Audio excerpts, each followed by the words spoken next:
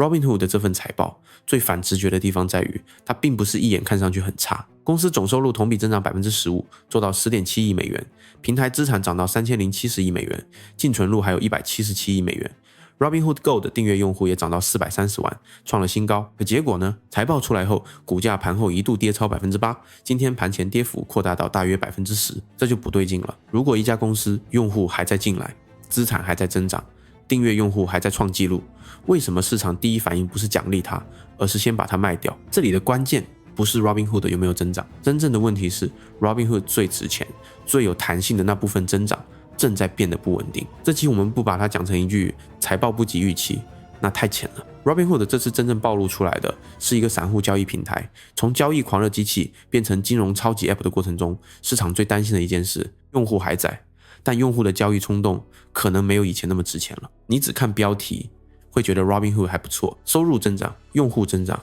资产增长，订阅也增长，但市场看财报不是看公司有没有进步，市场看的是他之前给你的那个故事还能不能继续成立。 Robinhood 以前最强的故事很简单，年轻用户进来，散户活跃，期权交易热，加密交易热，每一次行情波动都是 Robinhood 的收入机会。所以 Robinhood 不是普通券商，普通券商更像是一个长期资产平台，客户把钱放进来，买基金，买股票，开退休账户，平台慢慢赚利息，赚服务费，赚资产管理相关收入。 Robinhood 曾经更像是散户情绪的温度计，市场越热，用户越想交易，用户越想交易，平台的交易收入越强，平台收入越强，市场就越愿意给它更高的估值。问题是这个逻辑有一个弱点，它很依赖散户情绪，而散户情绪不是一个稳定的东西。这次 Robinhood 被市场打下来的核心数字是交易相关收入。第一季度 Robinhood 的交易相关收入是 6.23 亿美元，同比增长 7%， 单看增长没问题，但市场原本预期的是 7.282 亿美元，差距不小。更刺眼的是加密业务，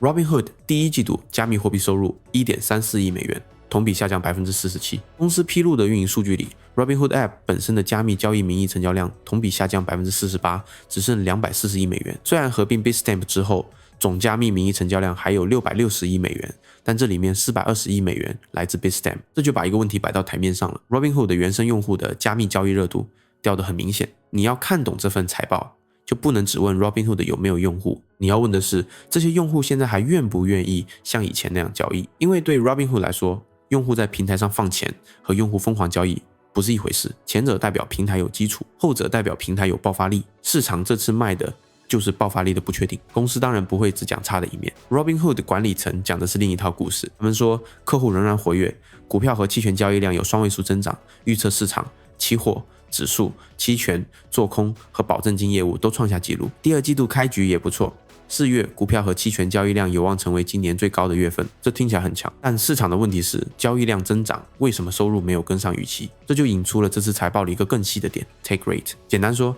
Take Rate 就是平台从交易活动里实际能留下来的收入比例，不是成交量越大，收入就一定同比例放大。 Robinhood CFO 在电话会上解释，活跃交易者交易更多的时候， Take Rate 会自然下降，因为公司有分层定价。这句话翻译成人话就是，平台交易量看起来更高，但如果更多交易来自高频、活跃、价格更敏感的用户，或者来自费率更低的产品结构，那每一美元交易额能变成 Robinhood 收入的比例可能会下降。所以市场真正担心的不只是加密交易收入下滑，他还担心 Robinhood 为了吸引更活跃的用户，保住市场份额，可能要牺牲一部分变现效率。这就是为什么一家公司可以同时出现两件看似矛盾的事，用户还在，交易还在，但市场还是不满意。因为资金看的不是有没有交易，资金看的是这些交易能不能以足够高的利润质量留下来。这一步散户最容易看错，你看到财报标题写着收入增长 15%， 很容易觉得市场反应过度。你再看到平台资产增长 39%， 净存入177亿美元，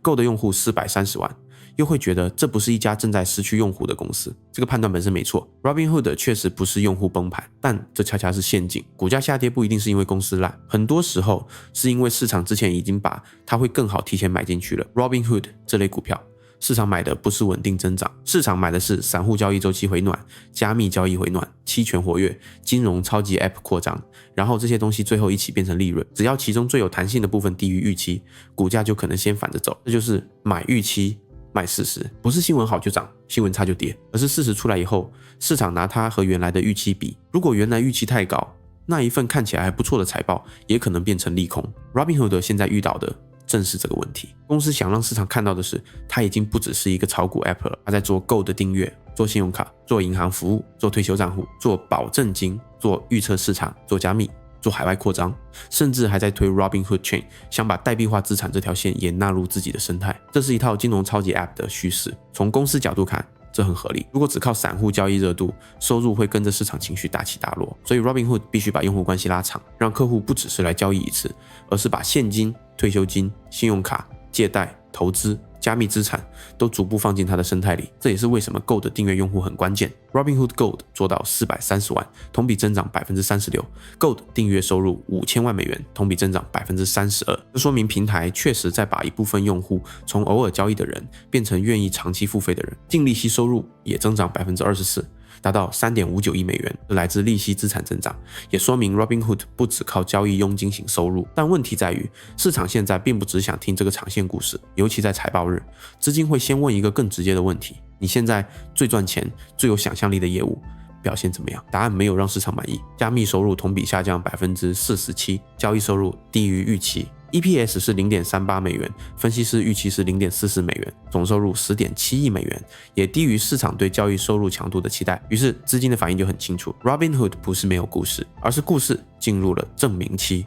以前市场愿意给他讲未来，现在市场要他把未来变成更稳定、更高质量的利润。这就是一家公司从成长故事进入证明阶段时最尴尬的地方。你做的不差，但不够。你有新产品，但老核心还没完全稳。你有用户增长，但变现效率被追问。你有长期战略，但短期财报先被交易收入定价。 Robinhood 管理层压的是长期生态，他们最怕的不是某一个季度加密收入下滑，他们最怕的是市场不再相信 Robinhood 能摆脱交易周期。所以公司一定会强调净存入、Gold、银行、退休账户、平台资产、国际化、产品速度，因为这些指标代表用户关系更深。机构资金压的是利润质量，他们不反对 Robinhood 转型，但他们会盯着更冷的东西：交易收入有没有超预期， Take rate 有没有恶化，加密业务是不是还靠行情吃饭， Gold 和利息收入能不能补上交易收入波动，费用增长会不会吃掉利润。这也是为什么公司说4月开局不错，市场还是先卖，因为4月开局好只能说明短期交易活动回暖，但它还不能证明全年收入质量已经修复。短线资金压的是财报瞬间的预期差，这类资金不会等你把金融超级 App 建好，它看的是盘后结果、分析师预期、收入结构、管理层指引，然后快速交易。所以盘后跌超 8%， 盘前扩大到大约 10%， 反映的不是 Robinhood 的完了，而是短线资金对这份财报的第一层定价。交易收入没打赢预期，加密拖后腿，先撤。散户最容易在这里犯错。具体场景是这样的：你看到 Robinhood 的股价跌了，再一看财报，收入还增长 15%， 平台资产还增长 39%， 用户也没跑，Gold 订阅还创纪录，然后你会觉得这不是错杀吗？但市场这时不是在问公司是不是还活得好，市场问的是 Robinhood 的高估值逻辑是不是还配得上之前的价格。这两个问题完全不同。一家好公司也可以在某个季度被重新定价，尤其是当它的收入结构里最有弹性的部分突然变弱。 Robinhood 更麻烦的是，它夹在两种竞争之间，在股票和期权这边，它要面对传统券商 Charles Schwab、易成、Trade 这类平台，客户基础深，资产规模大，产品成熟，他们不一定有 Robinhood 那么强的年轻用户标签，但他们很擅长把客户资产长期留下来。在加密这边，他要面对加密原生交易所，这些平台对币种、流动性、衍生品、链上生态的理解更深。加密用户一旦从简单买卖进入更复杂的交易需求， Robinhood 就不一定是唯一选择。所以 Robinhood 现在其实在打两场仗，一场是从传统券商那里抢长期资产，另一场是从加密平台那里抢高频交易。这两场仗的打法不一样。抢长期资产要安全、稳定、产品全、服务好；抢高频交易要流动性、价格、速度、品类和体验。一个平台如果同时做这两件事，当然空间很大，但成本也会变高。Robinhood 今年还上调了2026年的调整后运营费用和股权激励相关支出展望，原因之一是它要为 Trump Accounts 相关用户界面投入额外1亿美元。公司说这个项目是成本加成模式，预期收入会超过成本，但市场在财报日会先看到一件事：费用还在往上走，这不一定是坏事。如果投入能带来用户、资产和交叉销售，那它是长期建设。但在交易收入低于预期的季度里，费用上调会让投资人更敏感，因为这会让人问 Robinhood 到底是在健康扩张，还是在用更多产品和更多支出去弥补原来交易业务波动的问题。这就是这份财报真正要拆开的地方。表面上是加密收入下降，往深一点是交易收入不够强。再往深一点，是 Robinhood 的估值逻辑正在切换，它不能只靠散户情绪，它必须证明自己可以把散户用户变成长期金融客户。但市场不会因为他说自己是金融超级 App 就立刻按金融超级 App 给他定价，市场要看兑现。Gold 的用户增长是一个兑现，净存入增长是一个兑现，平台资产增长也是一个兑现，但交易收入低于预期，加密收入大跌也是兑现，只是它兑现的是风险那一面。所以这次财报不是简单的利空，也不是简单的错杀，它更像是一场审问。市场在问 Robinhood， 你到底是一家周期性很强的散户交易平台，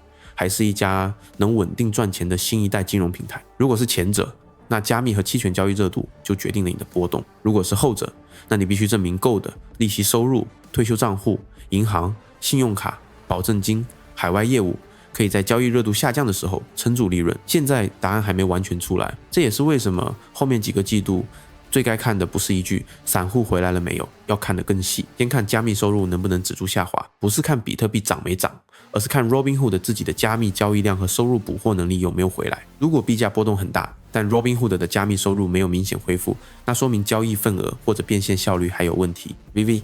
再看 Options， 也就是期权，期权收入第一季度同比增长 8%， 但市场仍然盯着 Take Rate， 交易量增长不等于利润质量增长。如果期权合约数量上去，但收入转化没有跟上，市场还会继续追问。再看 Gold 的用户到430万，确实不错，但后面要看的是这些用户能不能带来更多存款、更多产品使用、更高 ARPU， 而不是只停留在订阅数字增长。还要看净利息收入，利率环境变化会影响这部分收入。如果未来短端利率下降， Robinhood 靠现金、保证金和利息资产赚的钱会不会受到压力，这也要看。再看费用，公司更新后的2026年调整后运营费用和股权激励相关支出展望是27亿到28.25亿美元，投入更多产品没问题，但如果收入端波动，费用端扩张，利润弹性就会被压缩。最后看竞争，加密交易如果重新变热， Robinhood 能分到多少？传统券商如果继续推进加密和年轻用户产品， Robinhood 的差异化还剩多少？预测市场Robinhood Chain、代币化资产这些新趋势，最后是能贡献收入，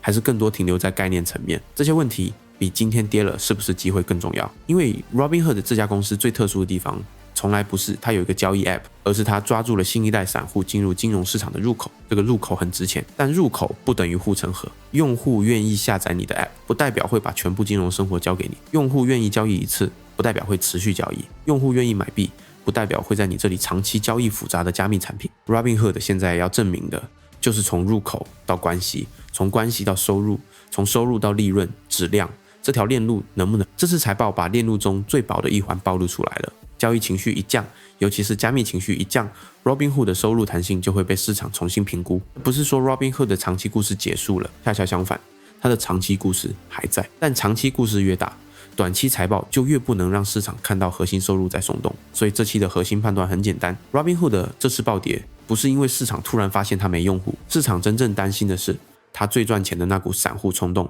正在变得更难预测。如果管理层能把 Gold 的净存入、利息收入、退休账户、银行服务和新产品真正转化成稳定利润， Robinhood 就会逐步摆脱散户情绪股的标签。但在这个过程完成之前，它还是会被加密交易、期权活跃度、Take Rate 和财报预期差反复定价。你看Robinhood 不能只看它是不是一个好用的 App， 也不能只看股价跌了多少，更要看它每个季度有没有回答同一个问题：散户还在不在？散户还交易不交易？更关键的是，散户交易之后 Robinhood 到底能留下多少钱？这3个答案才是 Robinhood 后面真正的胜负线。